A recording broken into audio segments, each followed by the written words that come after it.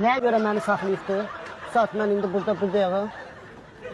Bax, məni saxlayıbdı. Görün, mənim şöşünü bu nəyə görə saxlayıbdı? Mayor Məmmədov.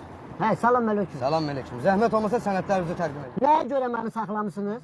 Qardaş, sürət həddini aşmısan ona görə. Hansı sürət həddini, nə sürət həddini? Mən radar görən kimi sürəti azaldıram, nə tələş? Başa düşürəm. Zəhmət olmasa sənədləri təqdim edin. Eləmirəm, elə sən göstər mənə sənədlərini bir göstər. Vətəndaş, mənim sənədlərim bax burada. Ay, mənimki də bax budur. Bax, göstər görüm sənədlərini, mən nə bilim sən yol polisisən. O sənin kimi yol polisi biri geyinib bu forma geyib maşınıma bütün sigaretimi, saqqızımıza doğru. Oğru özün sənə, mən sağ qız adamım, mənim kimi ola bilməz. Sənədlər təqdim elə. Bax, elə sənin kimi.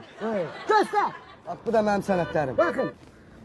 Məmmədov Laqet Bilgezoğlu. Obruzun kod nostuna baxın kod nostuna. Hə.